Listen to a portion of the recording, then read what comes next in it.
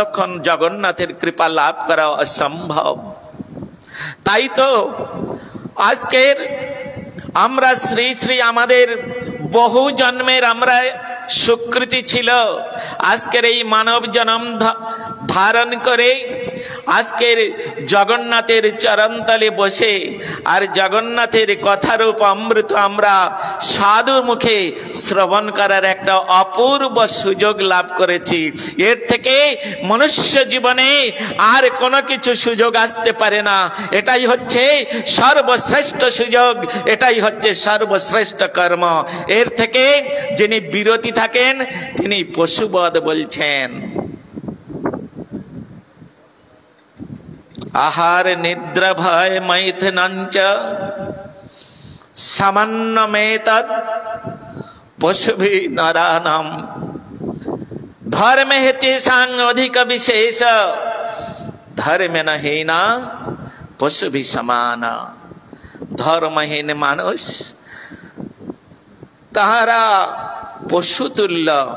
পরীক্ষিত মহারাজ তিনি ছিলেন ভারতবর্ষের সম্রাট, তার এই ভগবানের কথা শোনার কি প্রয়োজন ছিল? আজকের তিনি যদি এই জগতে এই প্রকার তিনি অভিনয় না করতেন, লীলাভিনয় না করতেন, তাহলে এই ভগবতী কথা আমরাও কোনোদিন শুনতে পেতাম না। পরীক্ষিত মহারাজ তিনি এই রকম লীলাভিনয় করলেন।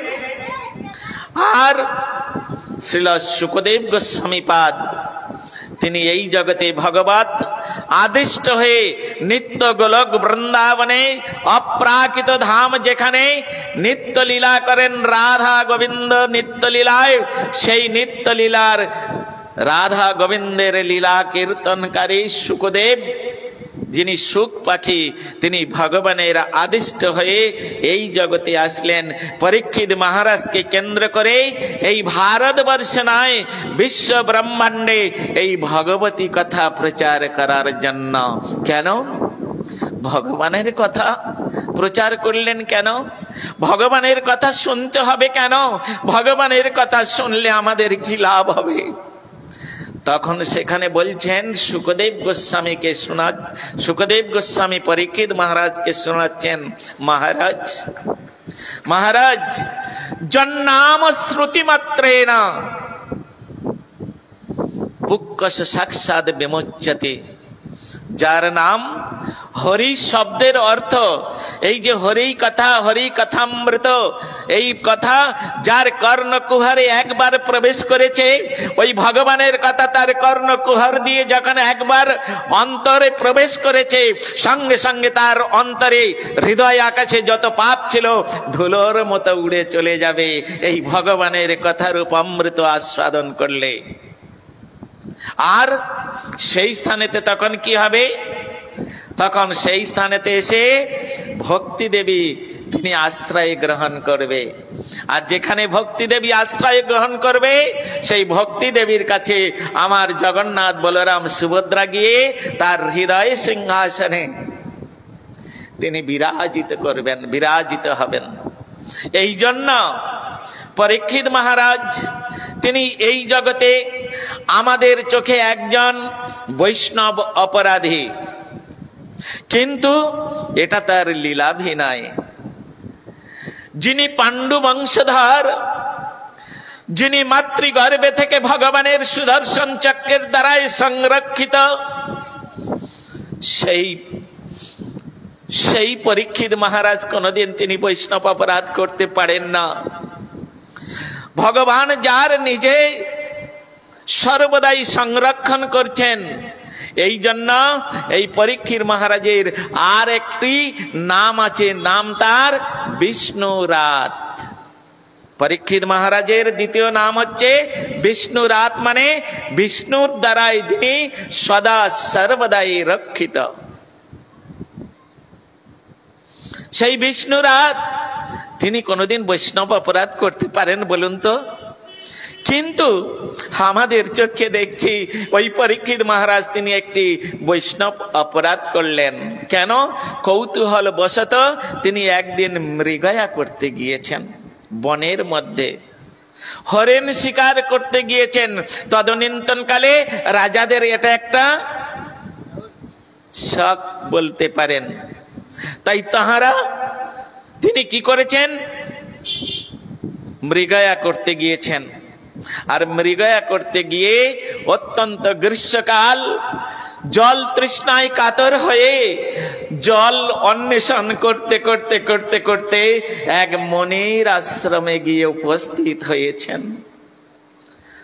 যখন তিনি ওই মুনির আশ্রমে গিয়ে উপস্থিত হয়েছেন, তখন তিনি ধ্যানস্থ হয়েছিলেন ভগবানের পাদ পদ্ম তিনি চিন্তন করতে করতে। শরীরটা তার এইখানে আছে মাত্র, কিন্তু শরীরের মধ্যে তার প্রাণ ছিল না। কেন? প্রাণ তখন কোথায় গিয়েছে? তখন ওই মা তার শরীর থেকে প্রাণ বেরিয়ে জগন্নাথের চরণের যে অমৃত, অমৃত আধার, অশোক অভয় অমৃত আধার তোমার চরণদয়, সেই জগন্নাথের চরণের অমৃত আস্বাদন করার জন্য মনর ভ্রমর তিনি ঋষির শরীর থেকে বেরিয়ে চলে গেছেন। এটা তো পরীক্ষিত মহারাজ জানেন না।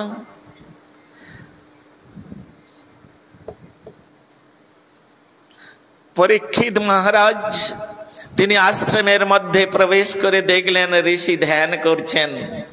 প্রথমেই তিনি প্রণাম করলেন,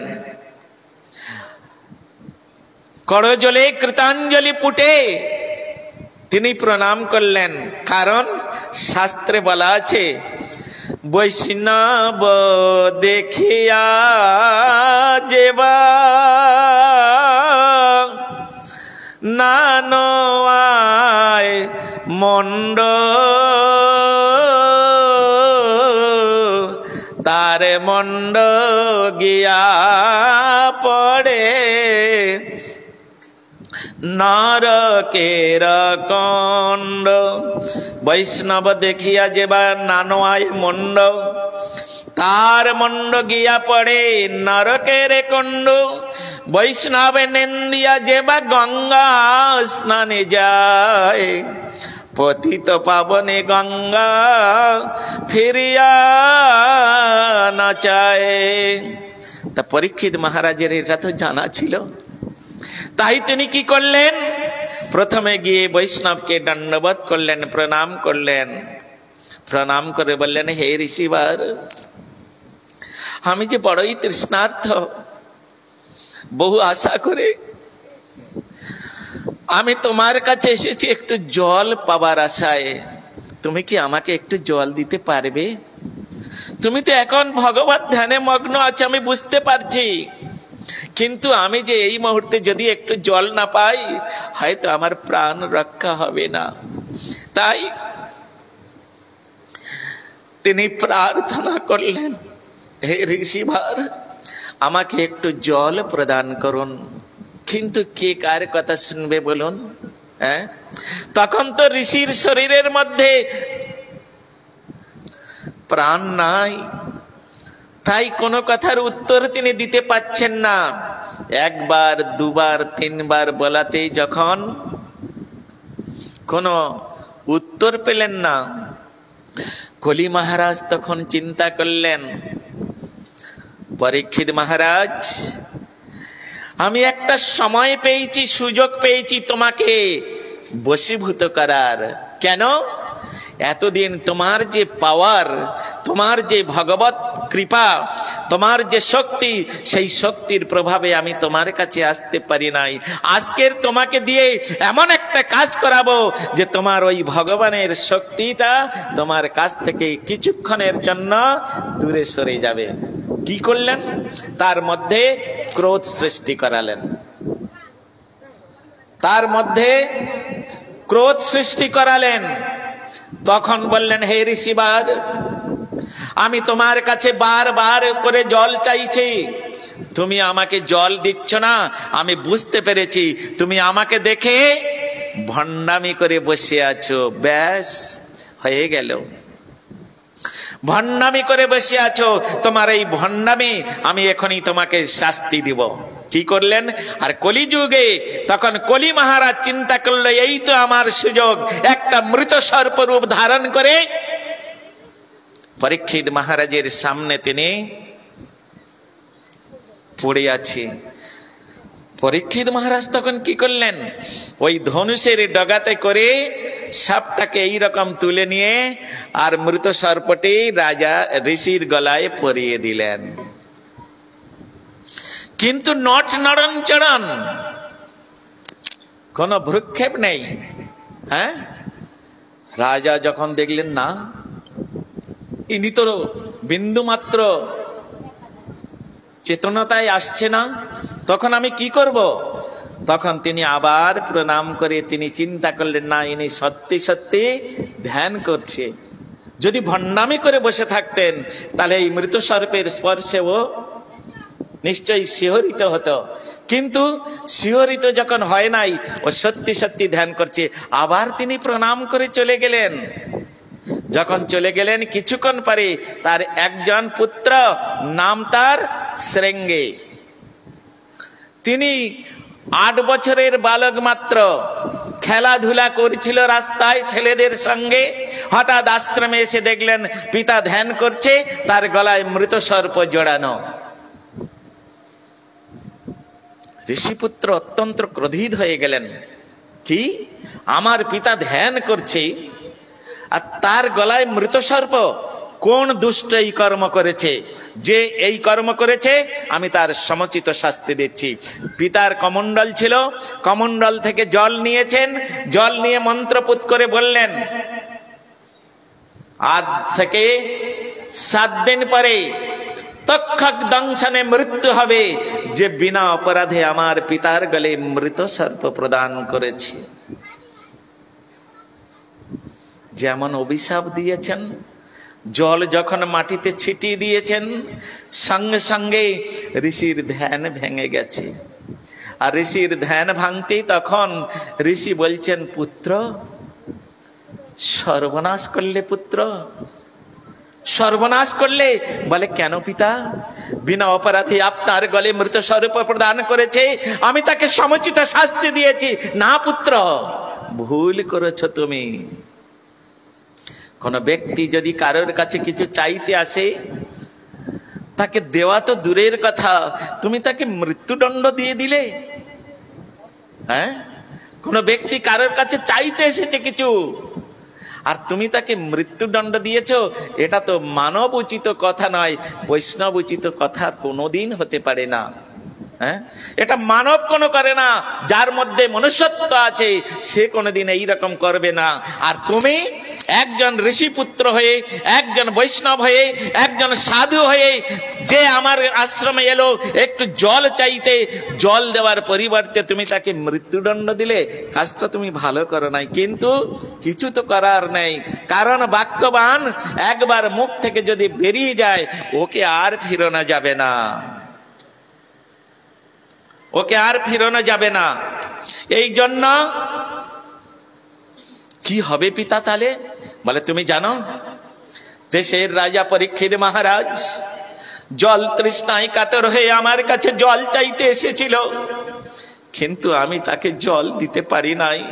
কারণ তখন যে আমি আমার শরীরের মধ্যে ছিলাম না, আমি যে জগন্নাথের চরণে গিয়ে জগন্নাথের যে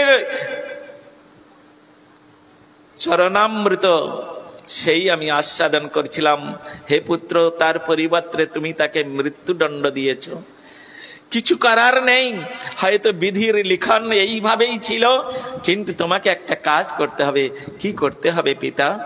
বলে, তুমি এখনই যাও পরীক্ষিত মহারাজের রাজসভায় চলে যাও, আর গিয়ে তার কাছে তুমি বলে এসো 7 দিন পরে তোমার মৃত্যু হবে। কোন কারণে মৃত্যু হবে এটাও তুমি বলবে, তুমি যে তাকে অভিশাপ দিয়েছো ওটাও তুমি বলবে। ঠিক আছে পিতা। ঋষিকে প্রণাম করে ঋষিপুত্র ছুটতে ছুটতে যাচ্ছেন রাজপ্রাসাদে। 8ম বর্ষীয় বালক, দাদা সঙ্গে তিলক করা আছে, গলায় ত্রিকণ্ঠী মালা আছে, আর জটাজুটধারী এই রকম সুন্দর ব্রহ্মতেজ তার শরীর থেকে নির্গত হচ্ছে। ঋষিপুত্র তিনি ছুটতে ছুটতে যাচ্ছেন, আর ওদিকে মহারাজ পরীক্ষিত তিনি তার রাজপ্রাসাদে ফিরে গিয়ে, আর যখন তার মাথার ওই যে সোনার মুটুকটা খুলে রেখে দিয়ে সিংহাসনে বসেছেন, তখন তার চিন্তা হচ্ছে, হায় হায়, এ কি আমি করলাম? যে হাতের দ্বারায় আমার পূর্বপুরুষগণ তারা মুনি ঋষিদের সেবা করেছেন, সেই বংশের কুলাঙ্গার আমি সেই হাত পেয়ে আর ঋষিকে অপমান করে চলে এলাম। হে ঈশ্বর,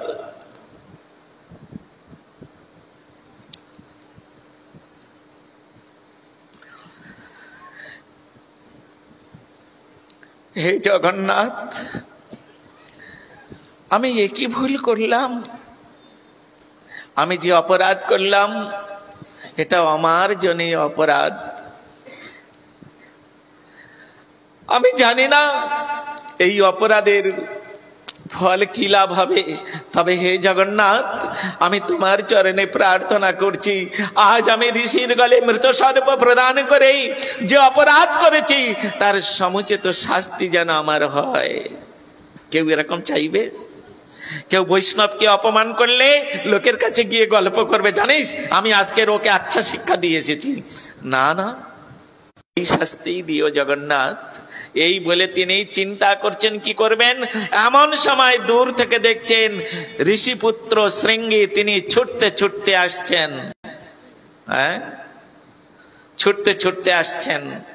দূর থেকে দর্শন করে তিনি ওইখানে সিংহাসন থেকে উঠে সাষ্টাঙ্গে দণ্ডবৎ প্রণাম করলেন, পড়ে গেলেন সাষ্টাঙ্গে, আর হাত জোড় করে গলবস্ত্র কৃতাঞ্জলি পুটে তিনি প্রার্থনা করলেন, আসুন আসুন প্রভু, আসুন আসুন।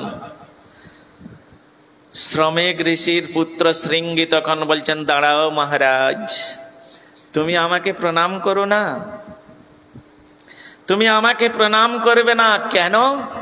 না, আমি যে বার্তা তোমার জন্য বহন করে নিয়ে এসেছি, এই বার্তা তুমি শ্রবণ করলে, প্রণাম করা তো দূরের কথা, তুমি আমাকে সম্মান করা তো দূরের কথা, তুমি আমাকে তোমার রাজপ্রাসাদে প্রবেশ করতেও দিবে না। পরীক্ষিত মহারাজ বললেন, না প্রভু, কি বলছেন? শ্রীমদ্ ভাগবতে লেখা আছে, কি লেখা আছে? মহদ বিচলনাং গৃহীনাং নেনাং দীন চেতসাম নিঃশ্রেয়সায় ভগবত অন্যথা কল্পতে কচ্ছিৎ। কোন ঋষি, কোন সাধু, কোন বৈষ্ণব যদি কোন গৃহস্থের বাড়িতে যায়, কোনদিন তার অমঙ্গল হয় না, পরন্তু তার অমঙ্গল থাকলে সেই অমঙ্গলকে দূরীভূত করে দিয়ে তার মঙ্গল কামনা করেন। এই হচ্ছে সাধুর স্বভাব। এই এসেছেন যে সংবাদ শ্রবণ করলে আমি আপনাকে সম্মান জানাবো না? আপনি বলুন, শোনো রাজা পরীক্ষিত, একটু কঠোর হয়ে গেলেন, তা নাহলে তো বলতে পারছেন না, একটু কঠোর হয়ে গেলেন। শোনো রাজা পরীক্ষিত, তুমি বিনা অপরাধে আমার পিতার গলে মৃত সর্প প্রদান করেছ, তার জন্য আমি তোমাকে অভিসম্পাত করেছি, 7 দিন পরে তোমার তক্ষক দংশনে মৃত্যু হবে। সঙ্গে সঙ্গে পরীক্ষিত মহারাজ চোখটা বন্ধ করে নিলেন। দাঁড়িয়েছিলেন তো, চোখটা বন্ধ করে নিলেন, আর বন্ধ করে নিয়ে ভগবান জগন্নাথ দেবকে অসংখ্য ধন্যবাদ জানালেন। হে জগন্নাথ, এটাই তো আমি চাচ্ছিলাম।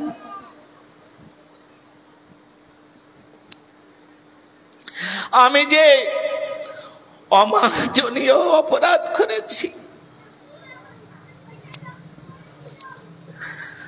কারণ হরিস্থানে অপরাধ তারে হরিনাম, আর বৈষ্ণব স্থানে অপরাধ নাহি কই এড়ান। আমি যে আমার জন্য অপরাধ করেছি, আমি তোমার কাছে প্রার্থনা জানিয়েছিলাম, আমি যে অপরাধ করেছি তার যেন সমুচিত শাস্তি আমি পাই। সত্যই তুমি ভক্ত বৎসল, তুমি আমার কথাই রেখেছ, আমার কথাই রেখেছ।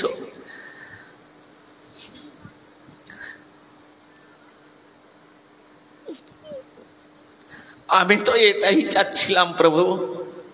এই বলে তখন তিনি কি করলেন, ওই শৃঙ্গীকে হাত ধরে তিনি রাজপ্রাসাদে নিয়ে গেলেন।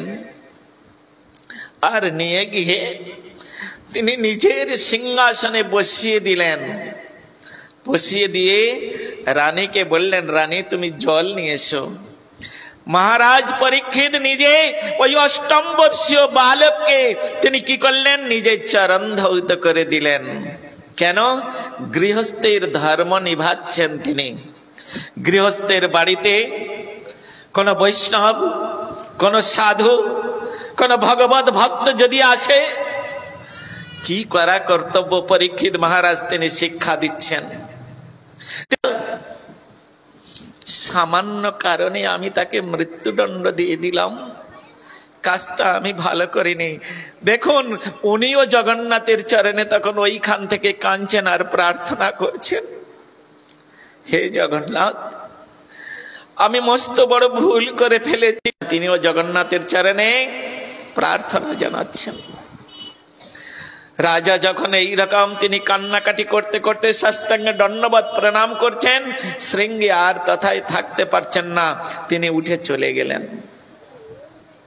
উঠে দেখলেন তো ঋষিপুত্র নাই। তখন তিনি কি করলেন, ও বুঝতে পেরে, মায়ায় বদ্ধ হয়ে বৃক্ষসম হইন, ফল রূপে পুত্র কন্যা ডাল ভাঙ্গি পড়ে, কাল রূপে সংসারেতে পক্ষ বাসা করে। আমি তো এসেছিলাম ভগবানের ভজন করার জন্য, কিন্তু এতদিনে আমি ভগবানের ভজন না করে করো কেন পিতা? আপনি, আমার সময় হয়ে গেছে পুত্র, আমার যে ডাক এসেছে, আমার যে পরপারের ডাক এসেছে, আমাকে চলে যেতে হবে। আর মাত্র 7 দিন আয়ু আছে আমার। এই 7 দিনের মধ্যে আমার ভগবানের ভজন করব বলে আমি এসেছিলাম। তাই এতদিন ভুলেছিলাম ভগবানকে, আজ আমি ভগবানকে ভজন করে আমি 7 দিনের জন্য, যাতে আমার আত্মার কল্যাণ হয়, আমার মঙ্গল হয়, তার জন্য আমি এই রাজ্য ছেড়ে চলে যাচ্ছি। সমস্ত রাজ্যভার জ্যেষ্ঠ পুত্র জন্মেঞ্জয়ের হাতে সমর্পণ করে, এক বস্ত্র গলবস্ত্র আর এক বস্ত্র পরিধান করে, সমস্ত কিছু রাজার ঐশ্বর্য সবকিছু পরিত্যাগ করে তিনি ঘর থেকে বেরিয়ে গেলেন। কোথায় গেলেন? বর্তমানে ইউপির অন্তর্গত মুজফ্ফরপুর সরস্বতী নদীর তীরে শুক্রতাল নামক স্থানে তিনি গিয়ে সরস্বতী নদীর তীরে বসে বসে চিন্তা করছেন।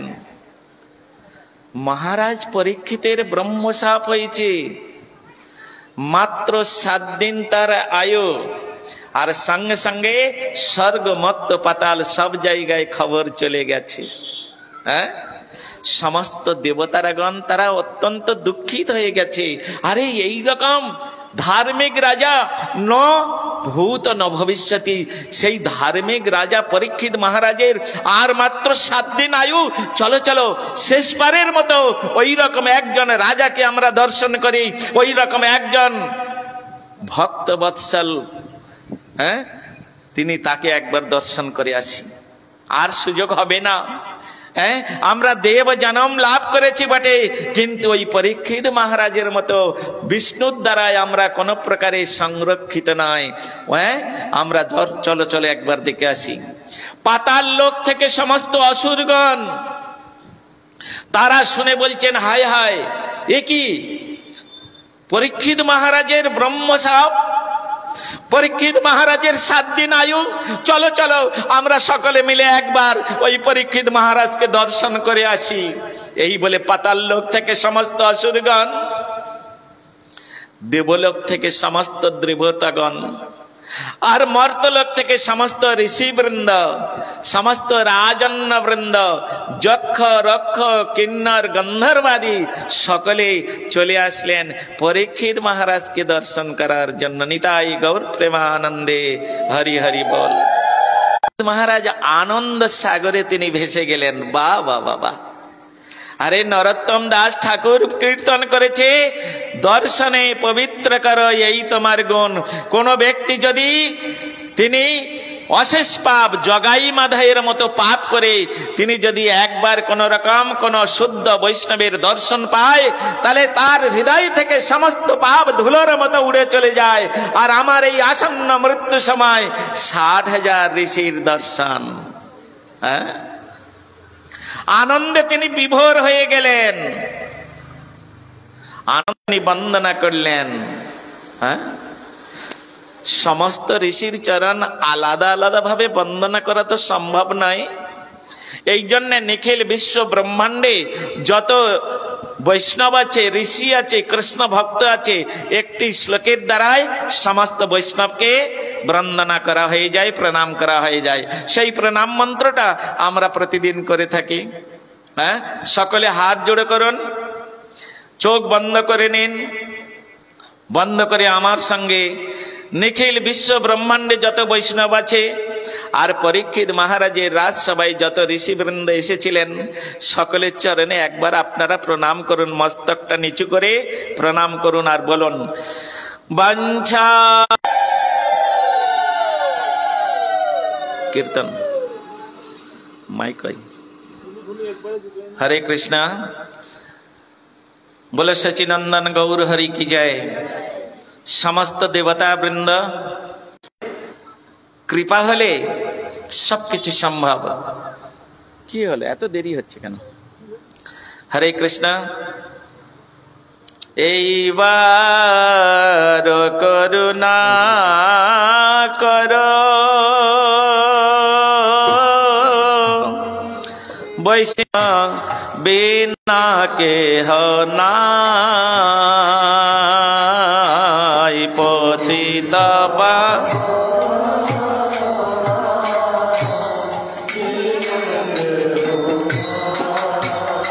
বলে তোমা বিনা বিনা কেহ কাহার নিকটে গেলে পাপ দূরে পাপ দূরে এমন দয়াল প্রভু কেবা কোথা পা গঙ্গার রস হইলে পশ্চাতে পাবন দর্শনে পবিত্র কর এই তোমার গুণ দর্শনে হরে হরে না তোমা স্থানে অপরাধ নাহি কয়েড়ান তোমা স্থানে অপরাধ তোমার হৃদয় সদা গোবিন্দ বিশ্রাম তোমার হৃদয় সদা গোবিন্দ কহে না মম বৈষ্ণব পরাণ গোবিন্দ কহে না বৈষ্ণব প্রতি জন্মে করে আশা চরণে রাধোলে প্রতি জন্মে করে আশা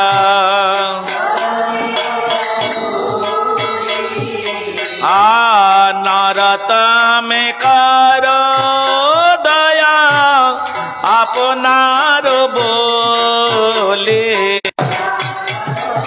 দয়া কর হে দয়া আপতি পাবন বৈষ্ণব ঠাকুর দয়া কর হে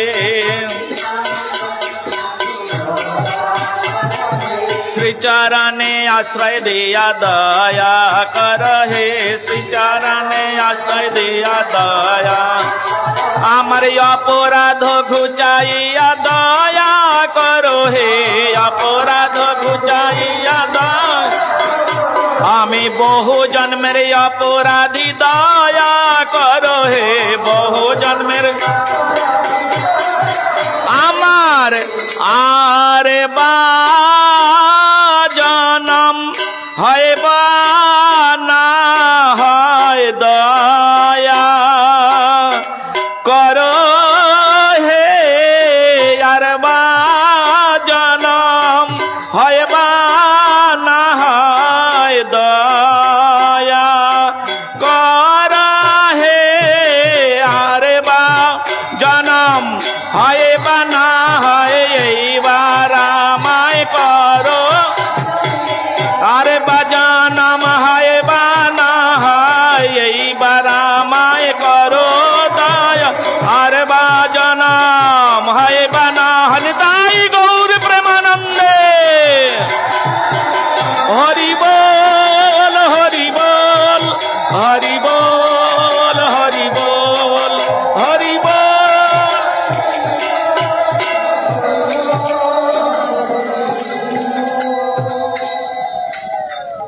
সমস্ত ঋষিবৃন্দ,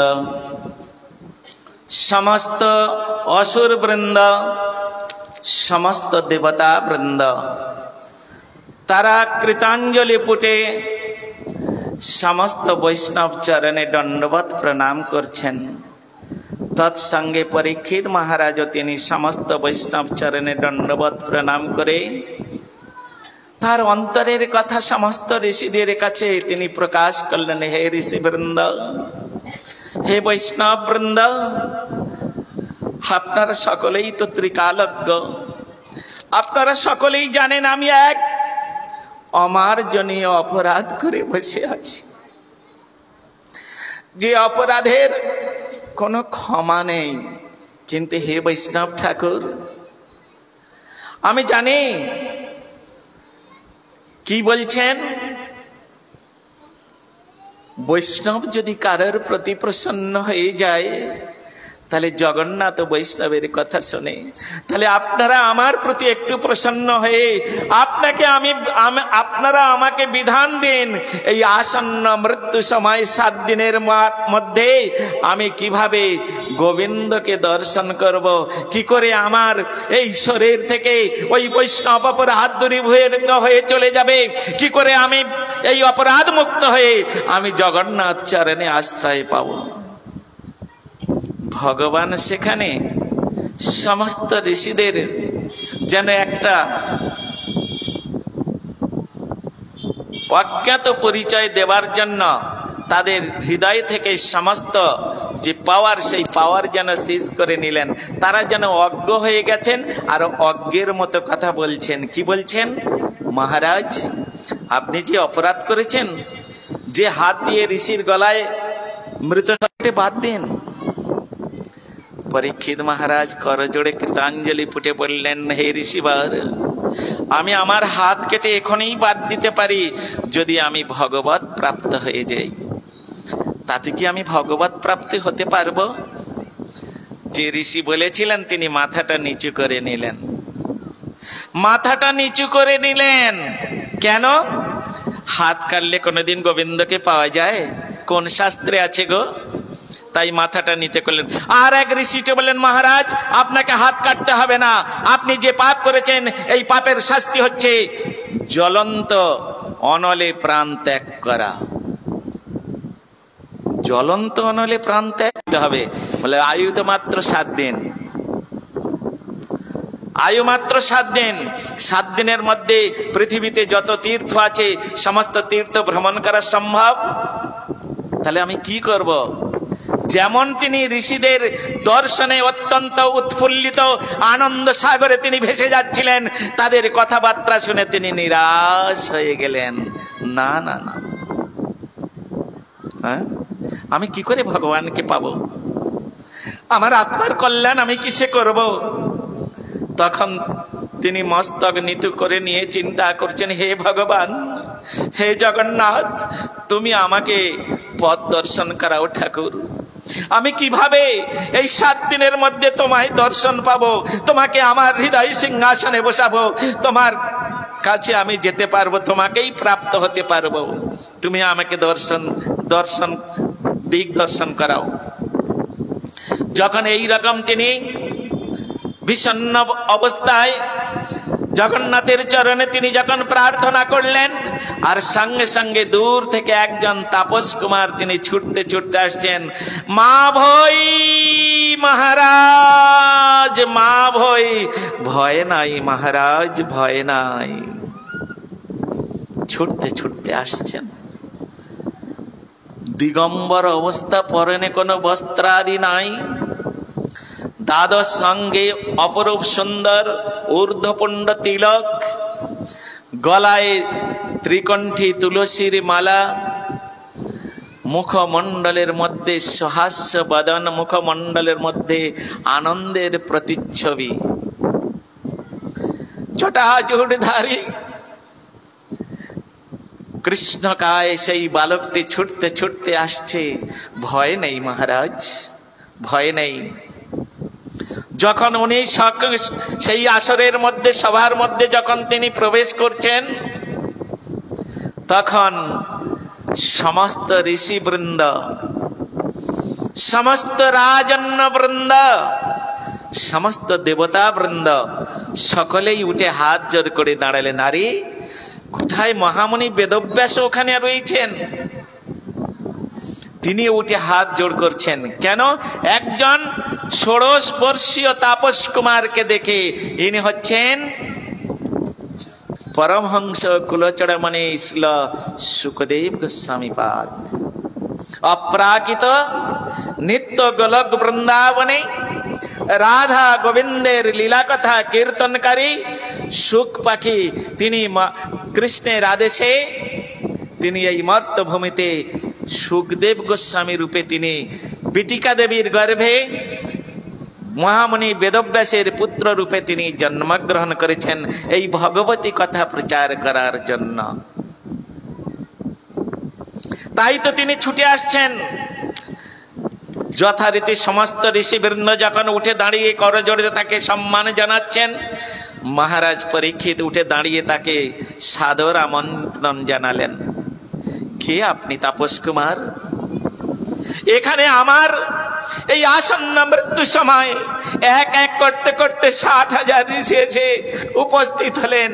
কেউ আমার কিসে মঙ্গল হবে, কিসে ভগবত প্রাপ্তি হব, কিসে ভগবানের কে লাভ করব, কেউ বলতে পারেননি। আপনি বলছেন ভয় নয়? বলুন তাপস পুত্র, এই তাপস কুমার কি এমন কর্ম করলে, কি এমন কাজ করলে আমার আত্মার মঙ্গল হবে? তখন তিনি বললেন, মা ভই, ছুড়ে ফেলে দাও সমস্ত ঋষির মতবাদ। হ্যাঁ, আর ওইখানে বিভিন্ন রকম ঋষিগণ তাহারা বিভিন্ন মতামত প্রকাশ করেছিলেন বলে আমাদের এই ভারতবর্ষে একটি কথা আছে, নানা মনের নানা মত। নানা মনের নানা মত শব্দটা ওইখান থেকে এসেছে, এর আগে এই শব্দটা ছিল না। তো এই মতো অবস্থায় তিনি জিজ্ঞাসা করছেন, কি আপনি? হে তাপস কুমার, আপনি বলুন। তখন তাপস কুমার সেই সুখদেব গোস্বামী প্রভু বলছেন, সমস্ত ঋষির মতবাদ ছুড়ে ফেলে দেন, শ্রবণ করুন আপনি ভগবতী কথা, ভগবানের কথা শ্রবণ করুন। কারণ ভগবানের কথা হচ্ছে অমৃতময় কথা। এই অমৃতময় কথা যিনি শ্রবণ করবেন তিনি পৃথিবীতে অমর হয়ে থাকবেন। তিনি তো জগন্নাথকে নিয়ে আনন্দে বিভোর হয়ে থাকবেন। তিনি তার হৃদয় সিংহাসনে জগন্নাথকে বসিয়ে তিনি জগতের কল্যাণ করবে, মঙ্গল করবে। নিতাই গৌর প্রেমানন্দে হরি হরি বলো। অতএব হে মহারাজ, তুমি এই ভগবানের কথা শ্রবণ করো। হ্যাঁ, আমাদের পদকর্তা তিনি কীর্তন করছেন, আত্মনিবেদন তুয়া পদে করি হইন পরম সুখী, আমার দুঃখ দূরে গেল চিন্তা না রহিল, চৌদিকে আনন্দ দেখে অশোক ভয় অমৃত আধার, তোমারও চরণ দয়, তাহাতে এখন বিশ্রাম লভিয়া ছাড়েন ভাবের ভয়। যার চরণ প্রান্তে উপস্থিত হলে এই পার্থিব জগতের কোনো ভয় থাকে না। যার চরণ সান্নিধ্য লাভ করলে জীবের হৃদয়ে কোনো পাপ থাকে না। যার চরণ আশ্রয়ে এলে জীবের কোনোদিন দুঃখ কষ্ট জ্বালা যন্ত্রণা ভোগ করতে হয় না। সেই জগন্নাথের চরণ তুমি প্রার্থনা করো, সেই জগন্নাথের চরণ তুমি সেবা করো, আর সেই জগন্নাথের কথা তুমি শ্রবণ করো। হ্যাঁ, তিনটে কথা বললেন, প্রার্থনা করো, শ্রবণ করো, সেবা করো। এই তিনটের মধ্যে সব থেকে মূল্যবান ভক্তি হচ্ছে শ্রবণ। হ্যাঁ, তা আজকের আপনাদের বহু জন্মের স্বীকৃতি যে আজকের আপনারা জগন্নাথের চরণে বসে সেই জগন্নাথের কথারূপ অমৃত আস্বাদন করছেন। নিশ্চয়ই জগন্নাথ আপনাদের প্রতি প্রসন্ন হবেন যদি একাগ্র চিত্তে নিষ্কপট ভাবে যদি জগন্নাথের কথা আপনারা শ্রবণ করেন। আমি বলছি আমার 50 বছরের মঠবাসী জীবনের অভিজ্ঞতায় আমি আপনাদের বলছি জগন্নাথ নিশ্চয়ই আপনাদের প্রতি প্রসন্ন হবে। হ্যাঁ, তা সেই জগন্নাথের কথা অমৃত। তখন পরীক্ষিত মহারাজ তাকে সাষ্টাঙ্গে দণ্ডবত করে বললেন, আজকের থেকে আপনি আমার গুরু। হ্যাঁ, গুরু ব্যতীত আমাদের গুরু বন্দনার মধ্যে আছে না, গুরু মুখ পদ্মা বাক্য চিত্তেতে করিয়া আর না করিহ মনে আশা। গুরুমুখ পদ্ম বাক্য চিত্তেতে করিয়া আর না করিহ মনে আশা। আর কোনো দরকার নাই। তাই হে সুখদেব গোস্বামী পাদ, আজকের আমি আপনাকে গুরুপদে বরণ করে নিলাম। পরীক্ষিত মহারাজ এতদিন পর্যন্ত অদীক্ষিত ছিলেন, এতদিন পর্যন্ত গুরু পদাশ্রয় করেননি। আজকের তিনি সুখদেব গোস্বামীকে তিনি গুরুপদে বরণ করে নিয়ে তখন তিনি বললেন, আপনি আজকের থেকে আমাকে যা উপদেশ করবেন আমি তাই শুনব। বসিয়ে দিলেন ব্যাসাসনে। হ্যাঁ, এইটা হচ্ছে ব্যাসাসন, সুখদেব গোস্বামী প্রভুর আসন এটা। এখানে যদি সুখদেব গোস্বামীর আনুগত্য কেউ যদি স্বীকার না করে সেই ব্যাসাসনে বসার অযোগ্য। এই জন্যে এই ব্যাসাসনে বসে সুখদেব গোস্বামী পাদের শ্রীমুখ থেকে যে বিগলিত হয়েছে ভগবানের কথা, সেই ভগবানের কথা কীর্তন করতে হলে প্রথমে সুখদেব গোস্বামী পাদের চরণে প্রণাম করতে হয়, তা না হলে তিনি ভগবত কথা কীর্তনের অযোগ্য। তার মুখে কোনোদিন ভগবানের কথা শোভিত হবে না। কেন? সেই সুখদেব গোস্বামী পাদের প্রণাম করে, মহামণি বেদব্যাসের চরণে প্রণাম করে তারপরে ভগবানের কথা কীর্তন করতে হয়। ওই জন্য সুখদেব গোস্বামী পাদের প্রণাম মন্ত্র জানেন আপনারা? বলুন তো। হ্যাঁ, হরে কৃষ্ণ। সুখদেব গোস্বামী পাদের প্রণাম মন্ত্র হচ্ছে, সেখানে বলছেন তিনি হচ্ছেন ব্যাস নন্দন সুখদেব গোস্বামী। তাই তিনি তাকে প্রণাম করে, আমি পরে আপনাকে বলছি, সেই প্রণাম মন্ত্র আমি আপনাদের পরে শোনাচ্ছি। তো প্রণাম করে এই ভগবত কথা কীর্তন করতে হয়। তখন তিনি বসিয়ে দিয়েছেন, ব্যাসাসনে বসিয়ে দিয়ে আর তিনি দণ্ডবত প্রণাম করে আর একদম সামনে বসেছেন। পরীক্ষিত মহারাজ একদম সামনে বসেছেন। পিছনে যারা বসে না তারা হচ্ছে ফাঁকিবাজ স্টুডেন্ট। পিছনে যারা বসে থাকেন তারা হচ্ছে ফাঁকিবাজ, যাতে করে টিচার আমার মুখটা দেখতে না পায়। কারণ আমি তো ফাঁকিবাজ, পড়াশোনা ঠিক মতো করি না, আমাকে প্রশ্ন করলে উত্তর দিতে পারবো না। যারা গুড স্টুডেন্ট হবে, বিলিয়ান স্টুডেন্ট হবে, হ্যাঁ, তারা সামনে চলে আসবে। এই জন্য পরীক্ষিত মহারাজ তিনি বিলিয়ান স্টুডেন্ট। এই জন্য তিনি ওই 60,000 যে সেখানে সন্ন্যাসী ছিলেন, 60,000 মুনি ঋষি ছিলেন, তাদেরকে ওভারটেক করে এসে তার গুরুপাদ পদ্মের সামনে তিনি বসে গেলেন। কেন? তার বিশ্বাস ইনি আমার একমাত্র কল্যাণকারী, ইনি একমাত্র আমার মঙ্গলকারী। এই সমস্ত ঋষিগণ আমার তো মঙ্গল করতে পারলেন না, আমার তো কল্যাণ করতে পারলেন না। ভগবত প্রাপ্তি হবার যে রাস্তা, সেই রাস্তার নিদর্শন আমাকে তো দিতে পারলেন না। তাহলে যিনি আমার জগন্নাথের চরণে যাবার রাস্তা বলে দিতে পারবেন, অসতম সদ্গময়, অন্ধরতম জ্যোতির্গময়, মৃত্যুতম অমৃতগময়, তিনি হচ্ছেন গুরুপাদ পদ্ম। তিনি গ্যারান্টি দিয়েছেন আমাকে, তুমি যদি আমার কথা মতো চলতে পারো, তুমি যদি আমার কথা শোনো, আমি কথা দিচ্ছি, গ্যারান্টি সহ কথা দিচ্ছি, 7 দিনের মধ্যে আমি তোমাকে ভগবত প্রাপ্তি করিয়ে দেব।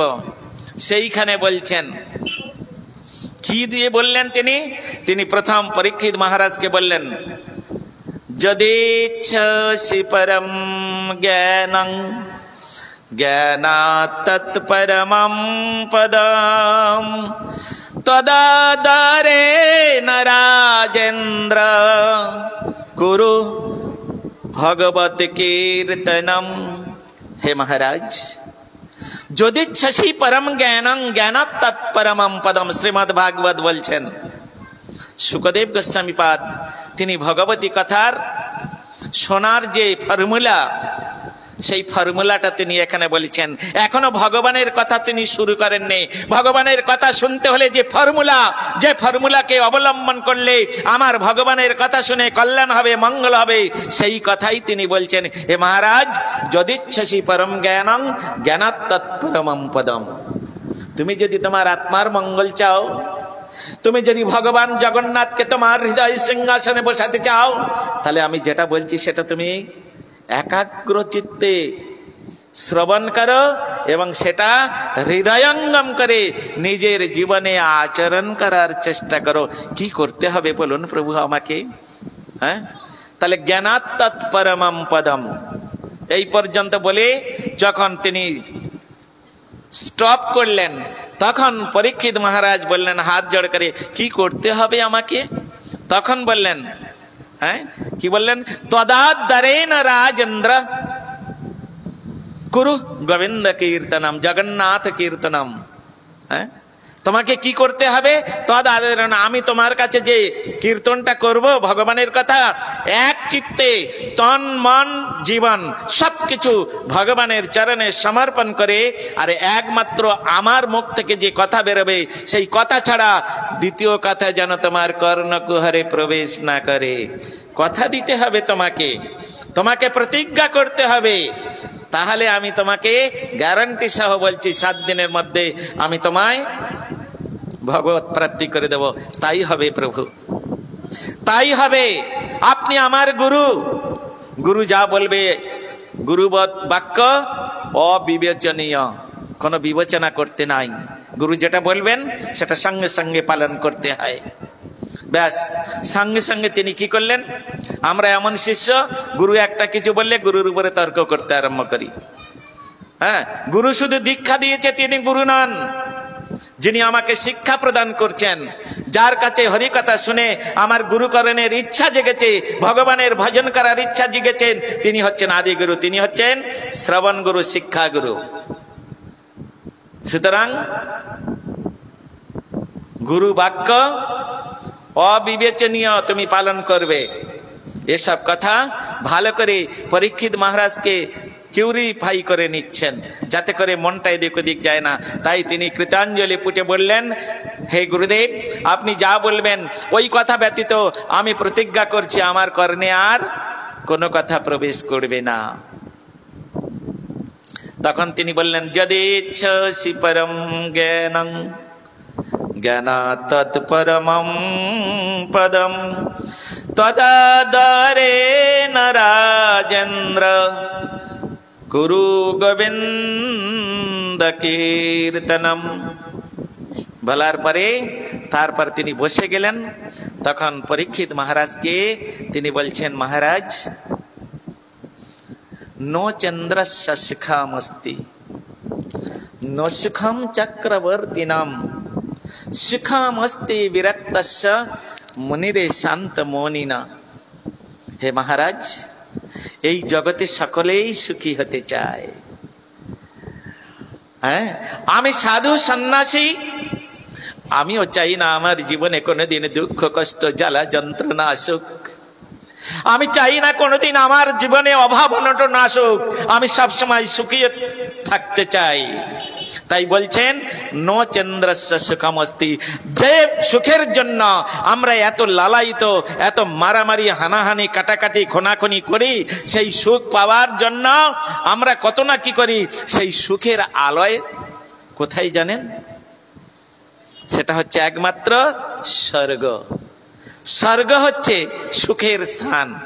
আমার দিদিমারা বলে, এই যে সামনে একটা দিদিমা বসে আছে না, এই রকম দিদিমা বলেন, এরা তো আদিমকালের মানুষ, এরা স্কুল কলেজে বেশি যায়নি, আর এরা লেখাপড়া অত জানে না, তাই এরা বলে তুই এমন কি পুণ্য করেছিস রে, স্বর্গে যাবি।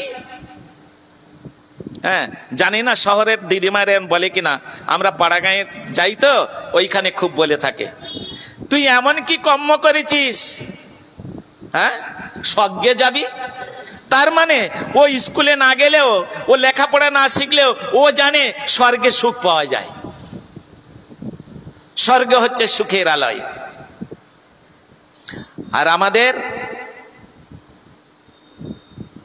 গীতা, শ্রীমদ ভগবত গীতায় স্বয়ং ভগবান কি বলছেন?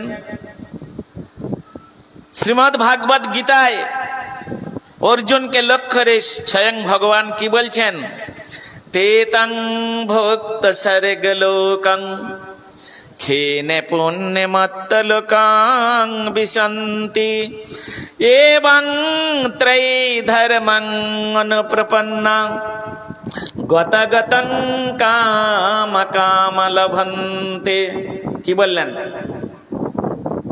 তেতং পুণ্যং স্বর্গলোকং, এই জগতের লোক কিছু পুণ্য করলে স্বর্গে যায়, হ্যাঁ? আর যদি পাপ করে তাহলে তার অপোজিট নরক। হ্যাঁ, কোথায় স্বর্গ কোথায় নরক, কে বলে তাহা বহুদূর, মানুষের মাঝে স্বর্গ নরক, মানুষের মাঝে সুরাসুর। আমরাই অসুর, আমরাই সুর, আমরাই পাপী, আমরাই পুণ্যবান। সুতরাং এইখানে সব নির্ণয় হয়ে যায়, যে যেমন কর্ম করবে সে সেই রকম ফল ভোগ করবে। সেই জন্য এখানে বলছেন কোথায় স্বর্গ কোথায় নরক, ওখানে তোমার যেতে হবে না। কে বলে তা বহুদূর, মানুষের মাঝে স্বর্গ নরক, মানুষের মাঝে সুরাসুর। জগন্নাথ দেবের সেবার জন্য আমার নমিতাদির ঘরে গেলাম, আর নমিতা বললেন এই দূর দূর দূর, হবে না হবে না, ওসব আমি মানি না। এটা সুরের ব্যবহার না অসুরের ব্যবহার? হ্যাঁ, এটা সুরের ব্যবহার। সুর মানে দেবতা, অসুরের ব্যবহার। সত্যি বলছেন আপনারা? আমি তো মনে করি তিনি আমার মঙ্গল করলেন। কেন? হ্যাঁ, তার ওই 5টা টাকা যদি গোবিন্দ সেবায় দিতেন, 10টা টাকা, তাহলে ওই 10টা টাকা নিয়ে আমার গোবিন্দ সেবায় লাগাতে হতো, তার মঙ্গল হয়ে যেত। সে দেয়নি, ভালো করেছে, তার টাকা গোবিন্দ সেবায় লাগলো না। ওটা 2 দিন পরে পার্টি থেকে চাঁদা নিতে আসবে, না দিলে ব্যাস অবস্থা খারাপ করে দেবে। মঙ্গল হলো আমার বাবা, দরকার নেই। হ্যাঁ, এই জন্য এখানে বলছেন পরীক্ষিত মহারাজ কে বলছেন সুখদেব গোস্বামী পাদ, নো চন্দ্রস্য শিখামস্তি। যারা স্বর্গলোকে যায় কদিনের জন্য, ক্ষীণে পুণ্যে মত্তলোকং বিশন্তি। পুণ্য যখন শেষ হয়ে যাবে তখন ওখানে সিকিউরিটি আছে, বলবে কি বলবে জানেন? ইউর পুণ্য ইজ ফিনিশ, আউট অফ স্বর্গ। যেমন এই জগতের সব মায়েরা বাবারা ব্যাংকে যান ফিক্স ডিপোজিট করতে, কিছু ব্যাংকে অ্যাকাউন্ট খুলে আর 1000 টাকা ডিপোজিট করে আর চলে এসেছে। এখন কিছুদিন পরে তার টাকার দরকার হয়েছে, সে গিয়ে কি করে প্রতিদিন 100 করে টাকা উঠিয়ে নেয়। 10 দিন পরে 1000 টাকা দিয়ে ডিপোজিট করেছিলেন, তো 10 দিন পরে যখন আবার যাবে তখন ব্যাংক ম্যানেজার বলবে your balance is finish, out of bank. যদি বলে না আমার তাই তো বই আছে দিতে হবে, তখন কি করবে? তখন সিকিউরিটি আছে, একে অর্ধচন্দ্র দিয়ে ব্যাংক থেকে আউট করে দাও। সেই রকম পুণ্যটা হচ্ছে কি স্বর্গের অ্যাকাউন্ট, স্বর্গে যাবার বা স্বর্গ সুখ ভোগ করার অ্যাকাউন্ট। ওখানে গিয়ে স্বর্গ সুখ ভোগ করতে করতে যখন পুণ্যের ব্যালেন্স শেষ হয়ে যাবে তখন ওখানে সিকিউরিটি আছে, তারা বলে দেবে ইউর পুণ্য ইজ ফিনিশ, আউট অফ স্বর্গ, তুমি বেরিয়ে যাও। আর তা না হলে ওখানে সিকিউরিটি আছে। তা সেই জন্য পুণ্যের কোনো দরকার নেই। কৃষ্ণ ভক্তগণ বৈষ্ণবগণ তাহারা কি করেন, তারা সুকৃতি সঞ্চয় করে, যার কোনোদিন শেষ হয় না। পুণ্য শেষ হয়ে যায়। একটা হাসপাতালে রোগী মানে চিকিৎসা করতে গিয়েছে, সে পয়সার অভাবে চিকিৎসা করতে পারছে না, কিছু পয়সা দিয়ে তাকে সাহায্য করলেন, এটা হবে পুণ্য, সুকৃতি হবে না। কেউ খেতে পাচ্ছে না, তাকে একটু অন্নদান করলেন, কেউ বস্ত্র নাই বস্ত্র দান করলেন, এগুলো সব পুণ্য। এর ফলে স্বর্গে যাবেন। আর স্বর্গ থেকে যখন সুকৃতি শেষ হয়ে যাবে, পুণ্য শেষ হয়ে যাবে, তখন ঘাড় ধরে বের করে দেবে। কিন্তু সুকৃতির কোনোদিন শেষ হয় না। সুকৃতি কিসে হয়? কোনো বৈষ্ণব আপনার বাড়িতে গেলেন, বৈষ্ণবকে 10টা টাকা দিলেন, তিনি এসে 10টা টাকা নিয়ে ফল কিনে গোবিন্দ সেবায় লাগলেন, সুকৃতি হয়ে গেল, সুকৃতি হয়ে গেল। কোন বৈষ্ণব গিয়েছেন বাড়িতে, তাকে একটা প্রণাম করলেন, তাকে একটু মিষ্টি খাওয়ালেন, একটু ফল খাওয়ালেন, এক গ্লাস জল খাওয়ালেন, একটু আদর করে বসতে দিলেন, সুকৃতি হয়ে গেছে। ভগবানের কথা এই যে আপনারা শুনছেন, এটা পুণ্য হবে না, এটা সুকৃতি হবে। কেন? সুকৃতির কোনোদিন ক্ষয় হয় না। যেমন উদাহরণ দিচ্ছি, সুকৃতি হচ্ছেন গোল্ড, আর পুণ্য হচ্ছেন কি? সিলভার। সিলভার হচ্ছে পুণ্য, আর গোল্ড হচ্ছে সুকৃতি। একটা সিলভার আর একটা গোল্ডকে 100 বছর মাটির তলায় রেখে দেন, আর মাটির তলা থেকে 100 বছর পরে বের করে অ্যাসিড দিয়ে যখন ওটা পরিষ্কার করবেন, গোল্ডের যে চিকনতা, তার যে জৌলুস, ওটা ঠিক থাকবে, সিলভারের থাকবে না, দেখবেন নষ্ট হয়ে যাবে। এই জন্য হচ্ছে, এগুলো বুঝুন, এই জন্য আমাদের পুণ্যের দরকার নেই, যাতে আমরা সুকৃতি অর্জন করতে পারি, তার জন্য আমরা সকলেই চেষ্টা করব। তা আজকের আপনারা শ্রী জগন্নাথের চরণে এইখানে সবাই এসে উপস্থিত হয়েছেন। আমাদের টাইম ইজ ওভার, সুতরাং 8টা পর্যন্ত আমাদের ঠাকুরের হরিকথা, এরপরে আমাদের আরতি হবে। 8টার পরে যিনি আরতি করবেন, আরতির জন্য প্রস্তুতি নেন, জোগাড় করে দাও, প্রভু আরতি করে দেবে। প্রভু আপনি আরতি করে দেবেন, অখিল প্রভু। তা সুতরাং আমাদের 8টা পর্যন্ত এই ভগবতী কথা কীর্তনের টাইম নির্ধারণ করা হয়েছিল, 8:05 বাজে এখন। অতএব আমরা আজকের ভগবানের কথার ভিত তৈরি করে আমরা শ্রীমদ্ ভাগবত কথার স্থাপন করে, ভাগবত পূজা অর্চনা আদি করে আমরা এখানেই আজকের বিশ্রাম দিচ্ছি। আরও আমাদের হাতে 6 দিন সময় রয়েছে। এই 6 দিন যাবৎ আমরা এই ভগবানের অমৃতময় কথা, জগন্নাথের অমৃতময় কথা আমরা শ্রবণ করব।